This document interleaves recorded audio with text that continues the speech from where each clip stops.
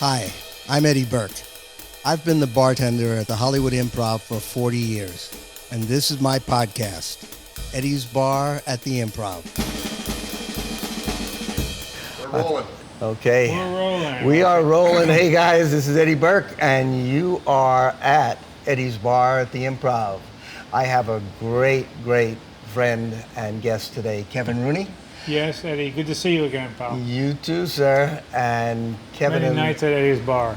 and Kevin and I go back to, I guess, 1984, or when did you start coming here?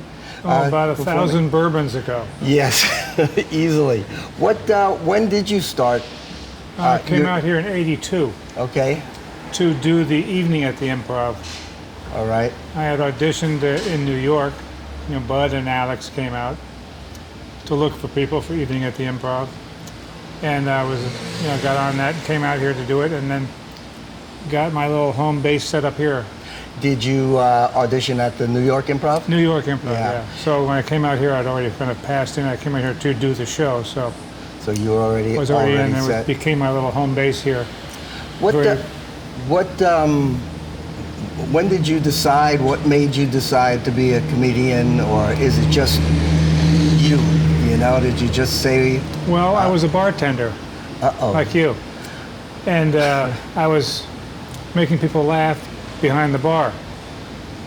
And then I thought, I did an open mic one night, just as a dare by some co-workers, and it worked out okay. So I started doing some stand-up. I thought, this is pretty good. Now I'll do the same thing I used to do as a bartender, but on the other side of the bar and get paid for it. There you go. So it was kind of just transitioned in there because I was always joking around when I was in college and high school and everything. So this wasn't like, or was it like a lifelong dream, or it just No, sort of... it was never a lifelong dream. My lifelong dream has been to be a writer, but Which, I never got that together. Oh yes, you did. You've had a lot of successes as a writer. I mean, you've won a couple of Emmys writing with Dennis Miller. Dennis Miller, the show. Emmys with Dennis, and I worked with Bill Maher. Okay. Mostly guys I met through stand-up, like Jay Leno. Worked with him. Yeah. John Mendoza. God, these names are so familiar.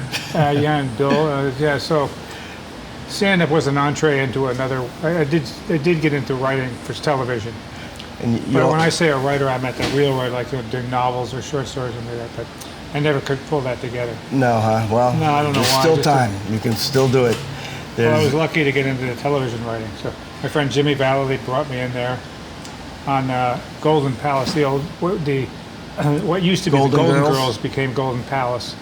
Oh, the sort of spin-off, yeah. The four women who had to live together because they had no money got together and bought a hotel. Gotta love that. So I worked on that. That was my entree into sitcom writing. So had Jimmy to thank for that, and that was a good career.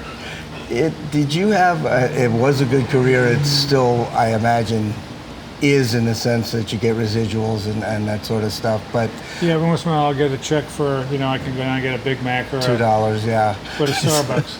Did you have idols growing up, comedian idols? Not really. I lived in a kind of a. It was funny. I was certainly not a impoverished kid. We had a lower middle class background when I was a kid, but we lived in a little small country town kind of. So I had no money really, mowing lawns here and there and whatnot. But like a lot of people I know now, their childhoods they spent a lot of time getting magazines and reading Mad and reading. They seem to have a lot of resources that now you can get by going on the internet. But then you had to go to the local drugstore or the local magazine place and buy magazines and comic books and all those things. And we didn't watch a lot of television at my house, so no, I didn't have any idols. I didn't come across. I knew Bill Cosby was funny. I liked him. And then I started reading some like Lenny Bruce and people like that. Yeah, so I had people I enjoyed reading who were hilarious, Mark Twain, who were hilarious. But it never occurred to me that you could have a job doing stand-up. I didn't know what it was. I thought it's interesting because the people that I've talked to and the comedians that I know, I'd say everyone thus far has said, yeah, this is what I wanted to do. Right. And whereas in your case, you just kind of segued people think I'm funny. Okay, let's see what I can do with it. Which is, I think that's great. I mean, there's no pressure on you at all. There's no like I've got to do this, and if I don't, I'm dead. Right. No, I never felt that way. It was not something I knew I could make people laugh when I was in high school and grammar school, and college. But it was never something I thought, hey, well, here's something I could turn into a business. I mean, here's something I could monetize. I never thought that. Dude. So it was just something I stumbled into, and then it was just the easiest place to get $100. Yeah, well, that was funny. You made me lose my thought, but it's. Did you ever get it? Is there a moment when you kind of got excited about a particular event, show that you were doing, something that kind of stood out in your career, like, oh great, I'm doing the Carson show? Well, Carson was a big thing. In fact, Evening at the Improv was a big thing because TV being a regular at the Improv in New York, just doing sets for cab fare and a hamburger, that was kind of a dead end feeling. It didn't feel like a dead end. You were having fun performing and whatnot, but it was not something I was calling my parents and saying, "Hey, I'm getting $10 in cab fare at the Improv." To take me to Catch a Rising Star. having going on television, even though it was only the Evening at the Improv, which at that time was just a kind of a new thing, having a show from a comedy club on television. Right. It wasn't the Tonight Show or something like that, but it was still television. So I felt like a big step coming up. So that audition excited me, and I was excited to get chosen for it. Oh, that's great. Before I talk about your Carson moments, when you performed here for Evening at the Improv, was that like, God, this is what I'm sort of striving for when I'm in this moment? Not really. I just felt like this is a step forward. This is a good thing. Something could come of this. Mm-hmm. I didn't know what. I didn't have the kind of an act or even the kind of a life that was going to be sold for a sitcom. So I wasn't thinking in those terms. This was just a legitimate place to do a comedy set, and maybe it would get me some better work on the road. It's kind of funny. To me, it sounds like this is also matter of fact for you. It's sort of like, all right, this is my next step. Here I go. It's like, okay, I'm doing the New York Improv. Now I'm doing an Evening at the Improv in LA. It was kind of matter of fact because I think it was just, I just have always taken the easy route, So this opened up for me. It was something that was opening up. It happened to be at the same time that comedy was growing all over the whole country. Right. It was a comedy boom in the 80s. Mm-hmm. This was 1981, 82. So it was a comedy boom. There were lots of little places you could go and pick up $50, $100 for emceeing or doing the middle spot. Didn't have to be a headliner. You could pick up a little bit of cash. And so I was just following the crumbs. Whatever little thing came along that was helpful, do it. Right. And that kind of became my kind of philosophy. It wasn't a philosophy, but my way of doing things was take what they'll give you. Like I wanted to be a stand-up comedian. I would have liked to have done more. I would have liked to be able to do a special on HBO or a special on Netflix or something. There wasn't any. There was an HBO special you could get. No, not back then. There was nothing. But that was it. There was no Netflix specials. Now I see people with specials. I watch some of the specials. I go, this really? This is a special? Yeah, they've run out of people. So it's like, okay, you want to do a special? Right. We'll give you an hour. Here you go. You keep talking for an hour. How did you? Yeah, and so I just sort of, whatever they'll give you. So when I hit the wall with stand-up, when I wasn't getting the special or the theaters, I was just doing stand-up on the road, and an opportunity came up to write with Dennis Miller and Jay Leno. I said I took it, and I didn't care that it was not the greatest writing job. Where I said, yeah, I'll take whatever they give me. The town seemed to accept me as a writer in a way they were not accepting me as a stand-up. You know what I mean? Yep. So I wasn't getting what I wanted as a stand-up, so I went the other way. I felt the door open, I went in. And I just said, whatever I can get writing, I'll do it. And I did. And yeah, you did, and you were very successful because not just writing on Dennis Miller, Right. You wrote on My Wife and Kids. Right. With Damon, another guy I met through stand-up. Yes, and My Wife and Kids, and I can't think of the name of the show that was on Fox. Well, Till Death. Till Death. Brad Garrett, who I work with down at the Sunset Theater in Florida, that Bud Friedman put together. Crazy gig down there with Bud. I get into the gig, flew into Florida, and get there late to this hotel, where he put us up in a hotel. So I get into the hotel, and I said, it was like 4:30 at night. I said, what time is dinner to the guy? He said, dinner's over. I said, it's over. It's 4:30. He said, it's over. Well, okay. So I go up to my room, and by the bed, there's a little pull cord for the paramedics. And in the toilet, there's a pull cord for paramedics by the toilet. I said, well, this is a fancy place. I go down there. The next morning, I get up and I realize everybody in there is 90 or 100 years old. It's some kind of place where they stash old people until they die, and then when they die, they pull a lever and you fly out of your condo into a coffin, and they were great. So the guy says, I got to go into the town and get something to eat. He says, there's a bus that goes into town on Wednesday. So on Wednesday, that next night, I go out, and there's a little bus. It says Senior Citizen Fun Bus. And I got on the bus. There's an old guy, about 95, in the front seat, and a few other old people. And I said, is this the bus to town? And he goes, this is the bus to shopping. The bus to town's on Thursday. And this was set up by Bud, right? Yeah. Of course. He's got it stashed in some retirement home or, what do you call it? I'm going to have to go there myself. So Senior citizens. End care kind of. Right, assisted living. In this assisted living home. So I take the fun bus. I get on. A bunch of old people get on. We go to this shopping center. And as I'm getting off the bus with all these old people, I see some people looking at me going, hey, there's an old guy who kept himself in pretty good shape.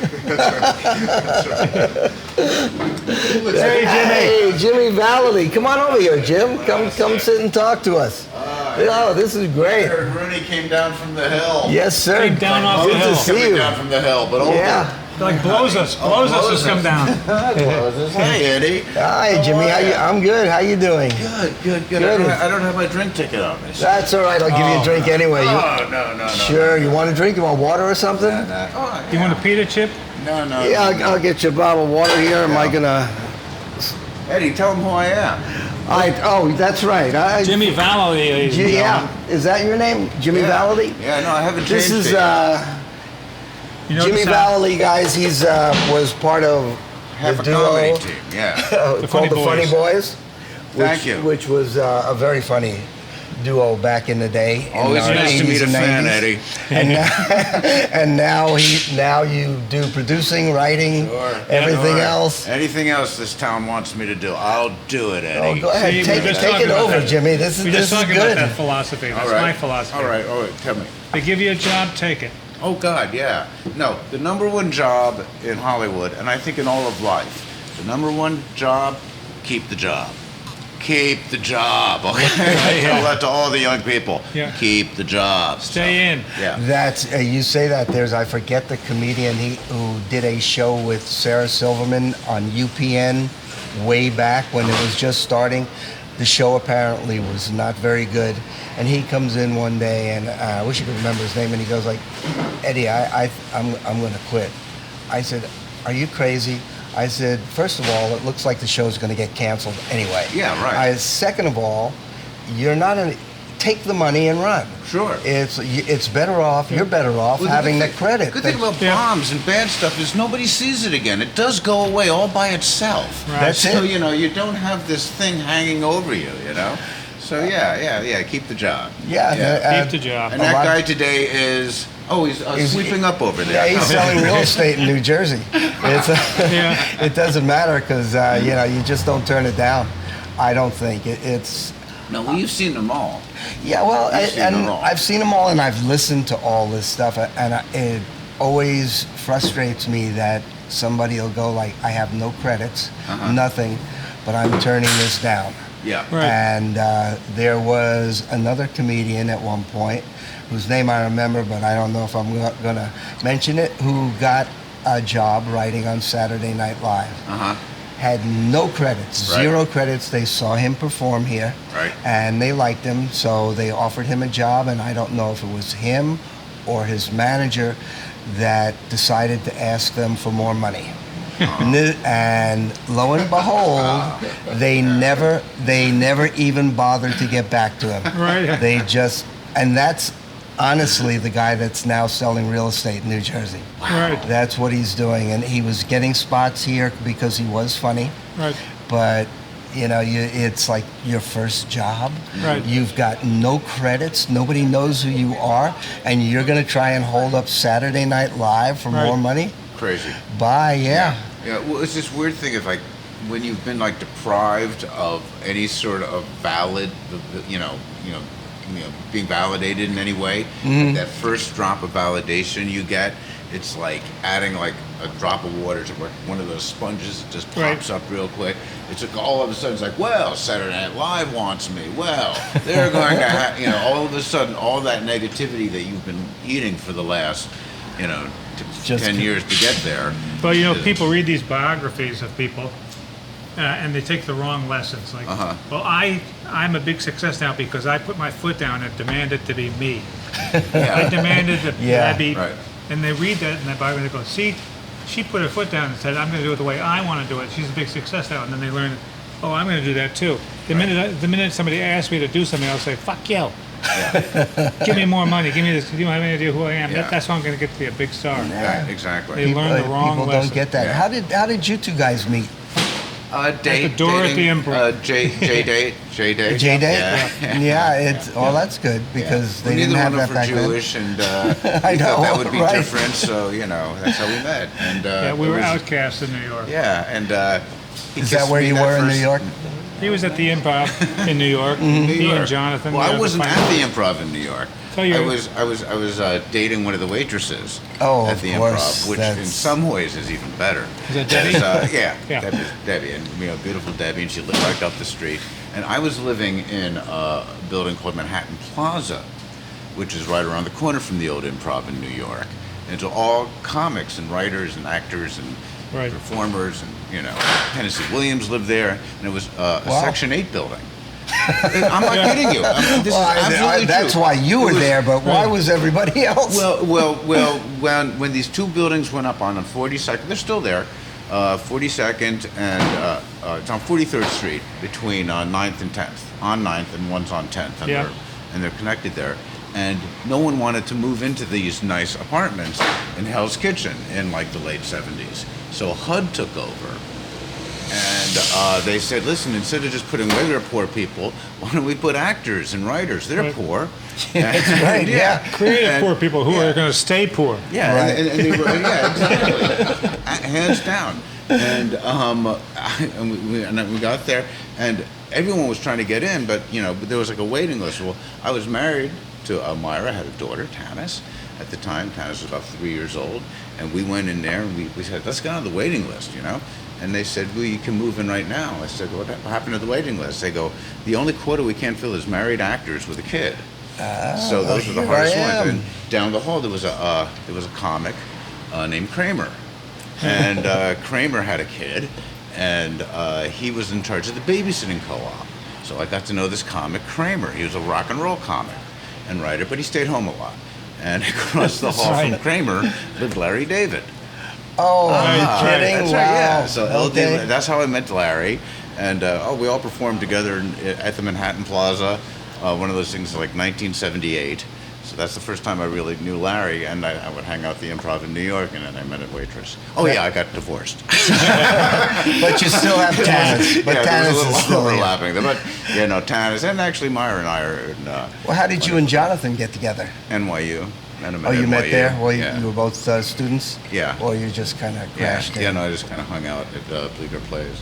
Yeah, because you guys performed together for what, 15 years, 20 years? Yeah, something seemed like that. Yeah. Off and on, yeah. So felt that way watching it. No kidding. Hey, how dare you? Oh, I love him. Hey, I love him. But, I love but this man. do you guys still talk? I don't want to. Of course, yeah. No, I mean, no. it's like, We go to parties. We go to football games. We, you know. Oh, great. And Jonathan's like a very successful actor. He's like one of those, like, you can't go anywhere with Jonathan without somebody. Oh, I saw you on this. I saw you on that. He probably does about 15 guest spots a year. Right. So, and of course his nom de plume, which is Claudia Lano. no, not Claudia Lano. I'm talking about the part that he did. Oh, the part that he that's did. kind of the same. He did in Ferris Bueller. He plays the maitre d'. Oh, in that's Ferris right, Bueller, yes. Yeah. Mhm. But I want to hear more about Rooney. Go. No. We know a lot of guys who play maitre d's. Yeah. Larry Miller plays a maitre d'. Larry Miller. He's the guy in Pretty Woman who's selling clothes. That's And right. Yeah. you did When Harry Met Sally. When Harry And Met Harry Met Sally, Sally. yeah. He played Ira. Yeah. Ira Yeah. didn't really even have a speaking part.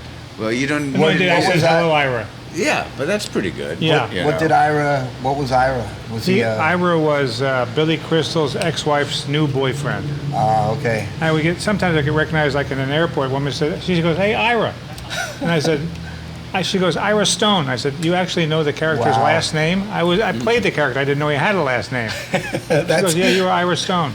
That's scary. I know, it's wild. That somebody even goes Well, you know, that deep into whatever size part you had and Yeah. knows your last name. The reach of media is unbelievable. I was in Ireland with Tom Sawyer, who ran a comedy club in San Francisco. Cobb's, great club. We went to Ireland together, and we were driving around. We went to Dublin and around. We drove over to the Cliffs of Moher and to the Aran Islands. And on the Aran Islands, which is way off the coast of Galway, on the back of the little island there's a big stone fortress that backs up to the cliff. And there's about a 400-foot drop down. So people go there and sit on the edge of the cliff. And we went out there, and there was a bunch of college kids there from American and Irish college kids from Cork on a field trip. And they kept, we were walking around with Tom, and they kept looking at me. And we went, as we were leaving, we stopped at this little, like a caravan. It's like a little mobile home that sells hot dogs and stuff. And I'm in there getting a snack with Tom to warm up. One of the kids comes in and goes, "Hey, are you Ira?" And I'm like, how the hell does out here on the edge of the world, Right. in Ireland, somebody go, "Are you Ira?" That's where you really go. The reach of movies is unbelievable. It really is. Yeah. Yeah. And When television. did you get, or what was your first writing job? Really the first one was with Jay Leno. When And- we wrote a special called Jay Leno and the American Dream. Hysterical. It was a good Hey, special. did you write on television parts too? Did you write the one with the where he's filling up his car? Didn't you write No, that? no. Oh, it wasn't any good. We did one sketch. There's one sketch You're so I wrote. good. I love that. It's One sketch I wrote that really I was proud of. We did, and it was way before its time. It turns out, doing the Deportation Squad. Remember that one? Oh yeah, that was a good one. Where I played a colonel in the army who was testing yuppies of their knowledge of American political structure. Basically, the citizenship test. That all these people who were very successful yuppies couldn't pass, and we did was go, throw you out of the country. Make room for immigrants who are coming in who want to be Americans. Yeah. We then throw them in this deportation van and throw them out of the country. Oh, that was funny. It was a good sketch. Remember on Dennis Miller when he used to be the irate. Writing in. Writing in, he'd come in. Kevin would come out if Dennis would make a joke in bad taste. Dennis Miller. Dennis Miller. And, He'd make a political joke, and I would be watching. I had a typewriter on a platform that was slung on my chest. hysterical. I was wearing it like a backpack. Yeah. So the typewriter was right in front of me. I'm watching Dennis on the TV, and he'd make a political joke that would offend me, and I'd put it in a piece of paper, type out a letter, pull it out, throw it. This is. Did you also write a sketch for Jay on Saturday Night Live? I worked with him on Saturday, yeah, but I can't remember anything worthwhile from that. No. Oh, I'm sorry. It was a really funny experience. How so?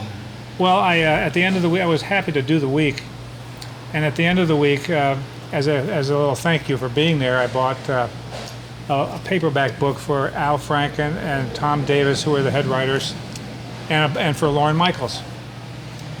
And the book I got them all was each by Charles Portis, and what the book I gave to Lorne Michaels was a book called The Dog of the South by Charles Portis, which is a hilarious book. And at the wrap party, I said, Lauren, I just want to thank you for the week, and I gave him the book. He looks at me, he goes, what is this, some kind of joke? And I said, no, I just thought you might enjoy the book. He goes, well, I don't think it's very funny. And I didn't realize it, but at the time he was making a movie in Arizona called Three Amigos. Was it three? The three? Yeah, the Three Amigos. Yeah. Right. And apparently it wasn't going well. I didn't know that. But it wasn't going well. And the cover of the book is a picture of a cactus in a desert. This is the dog of the South. Oh, my God. I said, who would go out of his way to find a book title that would make some inside joke? Yeah, I think I'll insult Lorne Michaels, like the Yeah. most powerful guy in show business. He just hired me for a week. Geez, that's a little paranoid. Yeah. Well, Yeah, so it was hard for me to find a title that really but if was you were trying to do it, that would have been a great way to do That's it. right. That would have been a great. And of course, Three Amigos. I remember when Three Amigos first came out, and Steve Martin there was and- like, oh, it's not good. And I remember going to see it and going, am I crazy? This is like a really funny movie. This is hysterical. And this happens a lot with comedies, especially. They come in.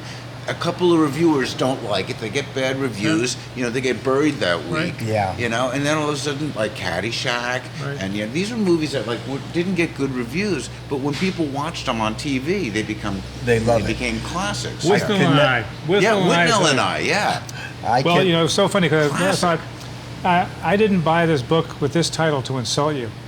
If I had wanted to do that, I would have got you a book by Dostoevsky, The Idiot. It's That's a good one. it's amazing how he kind of felt. And it's not him personally. It's anybody that that you went out of your way to find something to hurt him. Right. Right. Out of the blue. Yeah. And it's like, here you just hired me for a week. Right. And all that, but I'm gonna really. But it also goes to show you how how sensitive people are. Yeah. So super sensitive. And self-obsessed. Yeah. It's like not everything. I'm not. Yeah. Why would I do that? I'm just thanking you for a week. Well, Yeah. that was funny. There's a lot of stories like that. Aren't But I there, mean, Kenny? that's why the whole Trump thing to me isn't such a surprise, because out in this business you run into that type of personality all the time. Right. And you just sort of acquiesce. But the difference is when someone says, oh, that character wouldn't do that, it's a make-believe character. Right. It doesn't have an effect on real people, because we're all getting paid Right. to go to the vision of whoever. Actually, that's a good personality to have for a showrunner. You want someone who says, no, you wouldn't say that, da-da-da. They see it so clearly. Trump sees his world so clearly, except we're the pawns, we're the bad actors in it. You know what I mean? So Well, good point. Yes, good point. And let me say, Yeah. Go. Elijah Cummings, right? Great So man. sad. So sad. And just to put it in perspective, Trump is like a dump truck full of trash that's parked up a steep incline right where you live.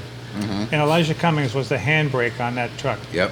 So you better hope not much more trash that gets dumped in there, because it's going to break loose, and where's it going to go? My yard. Yes, exactly. My yard. You're very active in political stuff. Kevin, have you been reading Kevin's yeah. posts? On Everybody. Facebook, yeah. I think you should just put them all out there, because there's sort of an evergreen to them. Well, yeah. Yeah, you really should even be. though it's just Put it in some sort of anecdotal book form. I mean, because you're, as some of the people say, He's a your rants comic or whatever. comic. Yeah, No one hilarious. can do comedy prose like Kevin Rooney. Nobody. Thank Nobody. you. All right. Oh, I know. I listen. I read you and Mark and whatever, and it's like, oh my God! On top of everything else, this is hilarious. Oh, good. Well, I'm glad you think that. It gets you through the day, because there is this sort of thing, like when you're reading, when the world is on fire, if you can still laugh, maybe it's not the end of the world, because we can always still laugh. Well, So when you were writing for Dennis and you won 2 Emmys, Right. Writing for Dennis, did that lead to anything because you won an Emmy? I'm asking to see the value of winning an Emmy.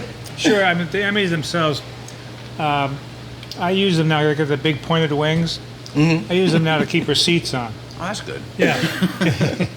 I know. But it did lead to some good stuff. It happened at the same time I got a development deal at Castle Rock Television. Oh, okay. And I think the Emmys helped, because it's a little it's a good housekeeping seal of approval, you know. So Right. if somebody's thinking about spending some money on you, unlike a lot of people it got encourages Emmys, them. your Emmy was well deserved because you so were. was yours.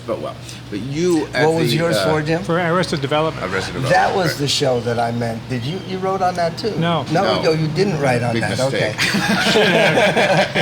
Yeah, that was maybe not a hit numbers wise, but it was Yeah. But very well accepted. But Kevin on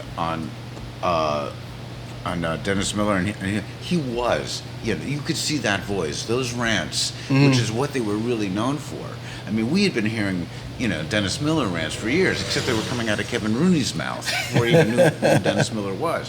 So, I mean, in all due respect to Dennis Thank Miller. you. Yes, he was great. Because he's a great, great man.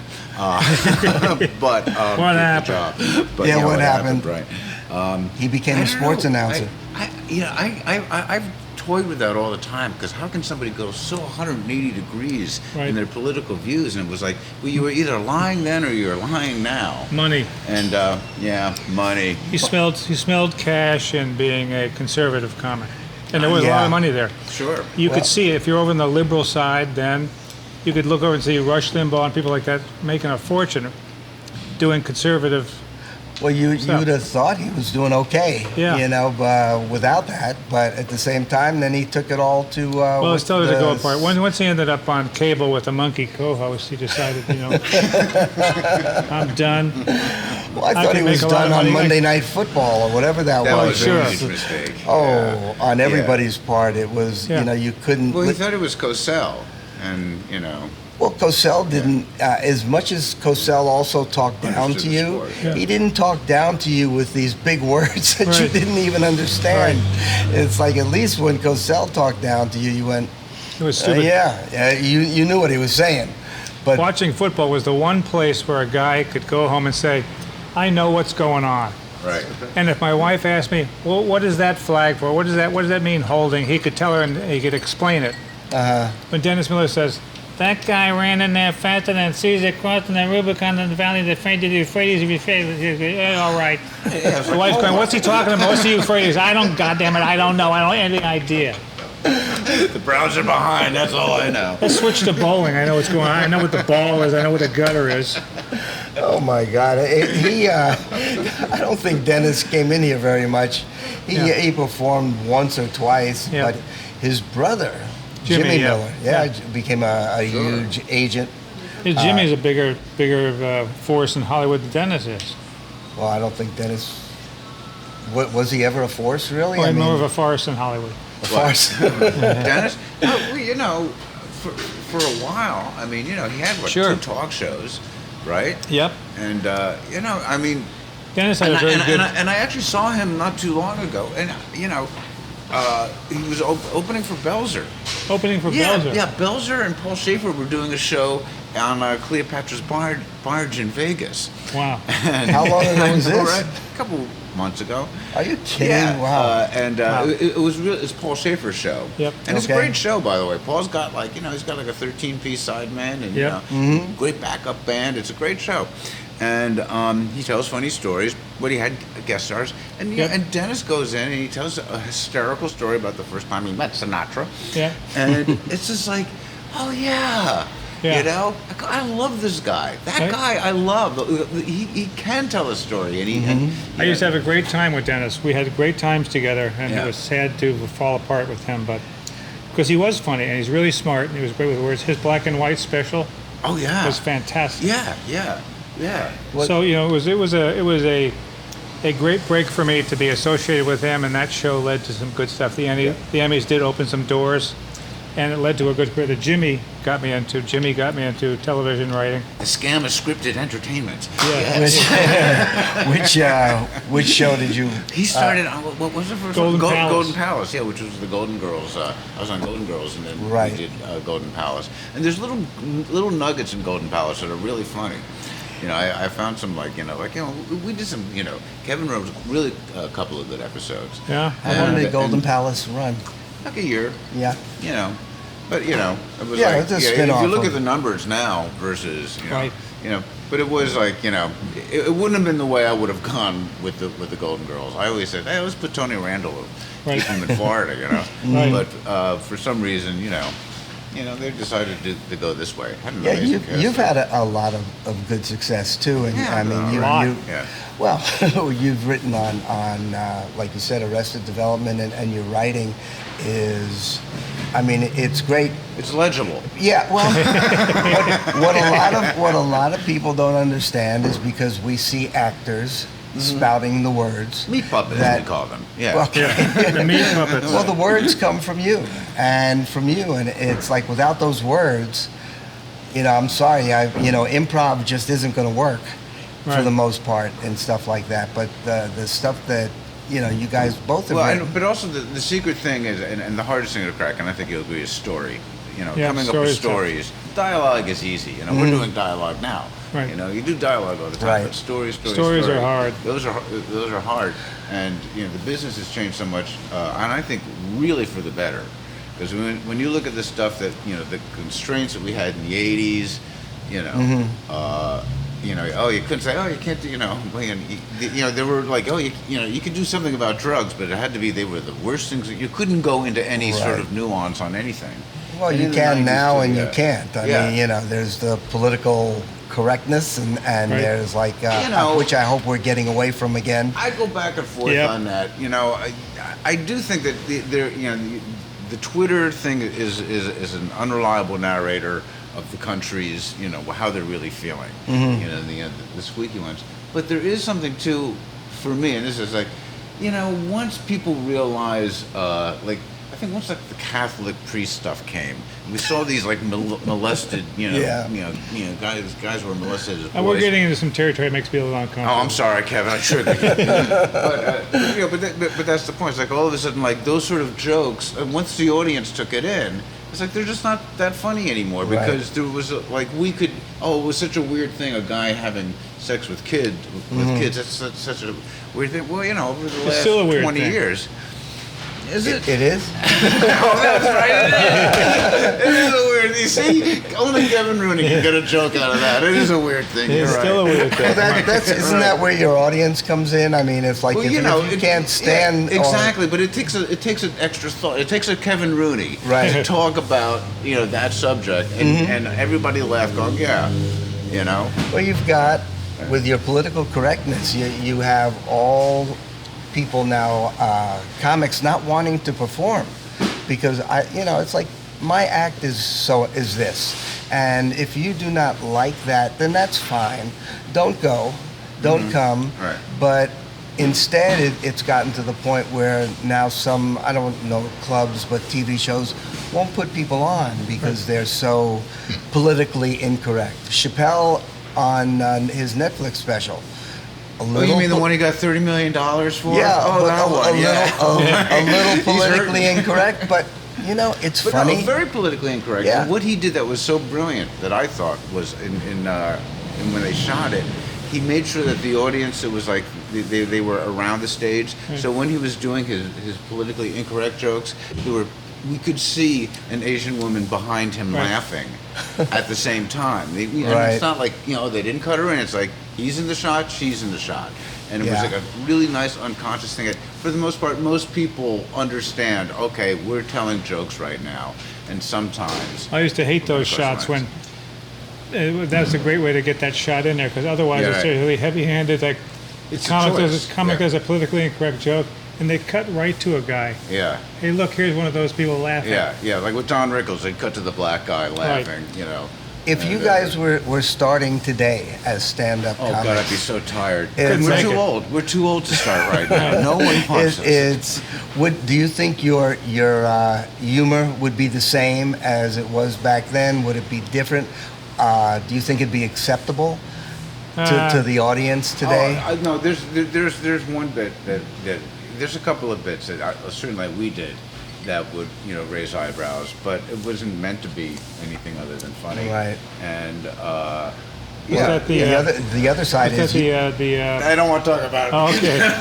I know the bit you're talking about. Yeah. you could do the same routines that you did back then because there's but I a would lot say, of generations I would say in between. 90% of the act I could probably do. the same. Yeah, mine would not ruffle any feathers. It wouldn't. No, I don't think so. I used to get the problem I always had was doing political stuff.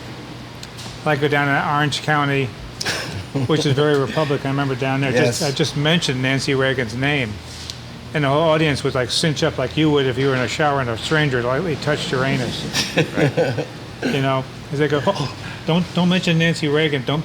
They get so upset. But now they just, if you just say, somebody, I met a Chinese guy. They're ready to go. It's weird, yeah. You can get a lot more personal. Mm-hmm. You can do personalities. Because I remember when I was growing up, no performer would ever go after another performer. Yeah. Oh, right. I think Joan Rivers was the one who really began changing it when she began doing weight jokes about Elizabeth Taylor. Right. Yes, I remember that too. That Larry Ambrose probably wrote, Do you think her there's... dresses come in 3 sizes, large, extra large, and oh my God, it's coming towards me. Do you think there's more of that today? The comics attacking each other? I think they go after each other. There's just a lot more.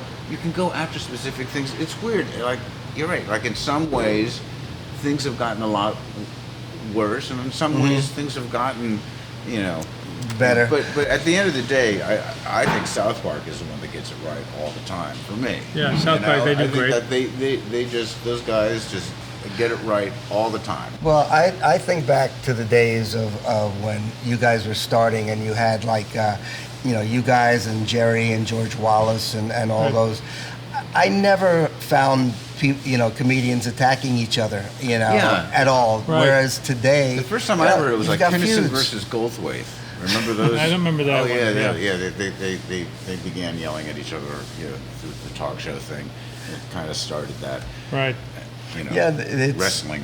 Like it just isn't. It just didn't happen then. It was like kind of like more respect for each other than anything else, as opposed to now it's like you've got my spot. It was a smaller group, yes. And we all really did know each other. Yes. We all did sort of, There were maybe 250 comics, and now there's 250,000. Yeah. It's because the younger guys want to talk about their lives. Yeah, I know. They're 18 years old. Yeah, they're 25 years old, and it's like, oh, geez, I think I'm a manic depressive. Yeah. And but it's Virgin Snow, You know who does that great? Bill Burr. Bill Burr is great. Mm-hmm. Yeah, Bill was here last night. Who was the guy who Depressed? I just saw it. Gary Goldman. Gary Goldman. Gary Goldman's great. That guy. Gary, if you're listening, amazing. I mean, a life-changing. He really can. I wrote a show with him. I like Gary. Yeah, I wrote a show with him. He's a good guy. He's my main memory of him is his coming off the stage one night and beating the shit out of 3 customers that were like challenging him. Totally that was everything. They were. It was the funniest thing. Racist and also. Well, I wouldn't fuck with him. He's a big guy. No, yeah. Plus, he was a middle linebacker at football at Boston College. Boston College, yeah. Yeah, and it was just hilarious. These 3 guys were in the showroom, giving him just all kinds of shit. I guess one of them challenged him or something, and he just came off the stage and just beat the living daylights out of all 3 of these guys. That's funny. And every time I see him, I go like, "Hey, you beating anybody up?" He goes, "Can you stop that?" Yeah, it's not what He's I want to be remembered a really sweet guy for. too. He is. He's a very nice guy. That bit he does about the abbreviations for the states. Oh. Fantastic! I gotta watch this new special. Yeah, you gotta watch Depressed. It's Defreshed? Depressed. Like depression, like depression. The Great Depression. The Great Depression. Thank you. That's why I have Mike. That's why I'm not a fucking publicist. Yeah, he's really funny. Yeah. Well, we were talking about that. I was surprised at how many people were jumping on Chappelle for that special. They're looking for some little thing to pick at him at. Mm-hmm. I think it is. You see one of your so-called competitors, which I don't think we saw ourselves as competitors as much as kids do today. The young comics. Yeah. It's much more competitive, so many of them. So when they see one of them, even if it's Chappelle, start to get some distance on them, start to take off, they started grabbing at his coattails a little bit to slow him down. Like, here's something special that, okay, it was good, but you know what? Here's the thing. I found something that I can complain about. I found a little thing to maybe put some brakes on. Maybe I can keep him. Maybe I can keep him from getting too far ahead of me. Although, I bet you. Imagine if, like, the conversations that we had at the Green Kitchen after a Catch a Rising Star, or here late at night. Imagine if we could tweet those out. Right. I mean, I have a feeling maybe we weren't as loving towards each other as perhaps we're remembering it now. But you would never go out and say to somebody else, "Oh, that guy sucks," or Right. But you wouldn't go on stage and all do we would that. do is like, he stole that bit, Right. or I saw somebody else do that bit. So, Or you'd say that's a great bit. yeah. Well, I'll bet the funniest moments for any of you guys is sitting around the table just Oh talking. my God! Oh, yeah. So It's much gotta funnier be, than yeah. anything we've ever produced. Sure, for the public. Yeah. because you're loose. You're like there's not that little Remember stress when we like came of up? entertaining. We were just messing around with a ventriloquist dummy, and Oh, yeah. Brittany, I came up with terminally ill Bob. Terminally ill Bob. He's a little ventriloquist dummy who was in the last throes of life. He's made of wood. He's got Elm's disease, Dutch elm disease, yeah. and he's dying. And then people keep saying to him, he's really depressed. And he goes, How you doing, Bob? "Come on, Bob, how's it going?" He says, "No, not so good. I just want to go back in the box." Yeah, not so hard. He said, "Why don't you make fun of that fat guy?" "Why would I do that? I'm dying. I don't want to make fun of him." But when Rooney would do it, he'd do it like, "Hey, how you doing, Bob?" Not so hard. Not so good. I'm not so good. I just want to go back in the box. And we actually did it. We had Schmock do it. Yeah. We put a little ventriloquist dummy in pajamas. We had a little IV coming Right. from him. We painted him white. Yeah. Terminally ill Died. Bob. He just, what do you want to say to these people? What do you want to say to the fat guy? I want to say, enjoy life, live every day. Did I want to e- go back in the box. Terminally ill Bob. Come on, you're depressing everybody. Come on, Bob. That's not so funny when you feel like I feel. Oh, come on. I don't want to go back in the box. What exactly do you have? Life is precious. Why waste it on stupid jokes? Oh, Bob. we are recording this. This is Jimmy Vallely and Kevin Rooney, guys. Just in case you kind of, Guys, my I like three the way people. you make it to the audience plural. Well, I'm hoping there's two. We're hoping there's guys. I don't know out if there. there's Yeah. any. I Actually, checked. guys, I hear now, that's out. You can't Guys, refer you to can't say people as guys. Oh, if man. you walk into a writing room. Yeah. Are you trying to hurt my feelings? I mean, that's like that's Yeah, how I am, Eddie. That's why I came here. That's why I I, know. drove a half a mile from my Guys. house to tell you. Come on, Eddie. cut would- that. it wouldn't be you the don't first change time. at all. You look amazing. Oh, Right. thank you. It's but I do as I told That was a Kevin earlier. half-hearted compliment. I really Yeah, I didn't know. mean that much. I understand. I was telling Kevin earlier. I get up in the morning and look in the mirror and I go, "Who the fuck is that?" Because it's not the guy I remember. Tell me about the woman who came in and said, "You're not you." Yeah. Oh, yes. There was a woman that came in here a couple of years ago. I guess she used to come in 20, 25 years ago. She comes in and she goes like, "Where's Eddie?" I said, "I'm Eddie." She said, No, you're not Eddie. Eddie was my bartender. I know who Eddie is. I said like, "I'm Eddie." She said, "No, look, you're just not him." And I'm like, "I'm sorry, I've gotten older and whiter or whatever, lost all my hair." Right. But it's like, you remember the guy with red hair and used to comb it over or Right. whatever the heck I Yeah. did.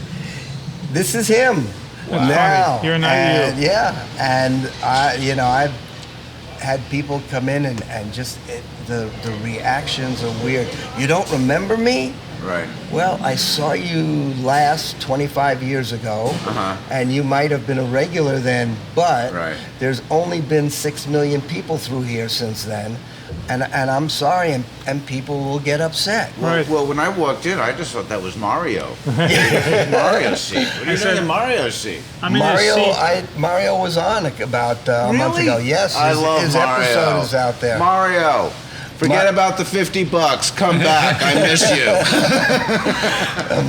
Mario Mario was funny. he was a lot of fun. Remember when we put him on the Larroquette show? Yes. Yeah, we became a thing on Larroquette, and Larroquette was, oh God, it was just, I can't remember the joke, but we gave Mario a job once.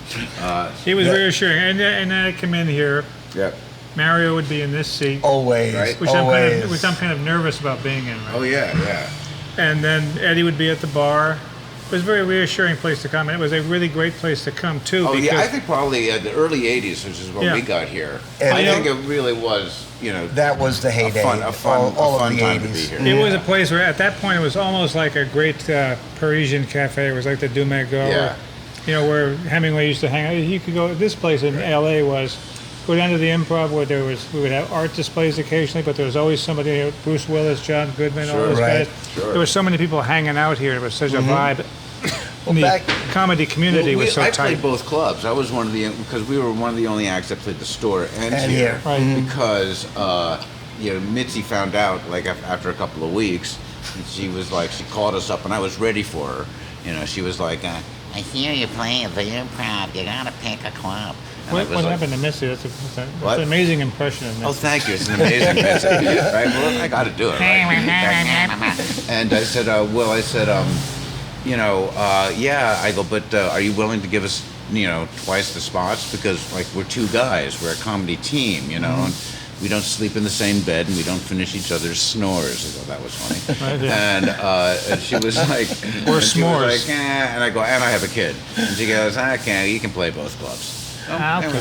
So she was a nice lady on there that weren't one. many that she weren't allowed many that that. did, yeah, but it was, but this was the club to hang out on. Yeah. I mean, we'd do the Improv, and the store, and then we'd come over here and hang out. The store was a weird place to hang out. It was so dark and so competitive. I used to feel like I was standing there in a hallway one night, and I felt like every comic that went by, if I put my foot down after they went by, I'd step on their tail. It felt like rats scurrying around. Little known fact that I've probably told 10 times now is that I was offered a job at the store. Really? Before I worked here. Yes, it was a before I worked here. Right. The Argus Hamilton and Ollie Joe Prater lived in the same building that I did, and I was looking for a job, and so they took me over to meet Mitzi and for a bartending job, and they offered me the job, but I turned it down because it was a service bar. It was in a kitchen or something like that. Right. Yeah, you would never meet anybody. No, you wouldn't be able to talk to anybody. No tips. No tips either, right? Oh yeah, nothing. So Just nothing, from whatever. no income. But the main thing for me at that point was like I wanted people. Right. I didn't want to just be in the kitchen, right. Doing that. But Right. it was Argus and Ollie Joe Prater. Right. That took me over there. I don't even know if Ollie As Joe a matter of died. fact, I had to do Julio's podcast. He's the guy who works the service bar at the Comedy Store.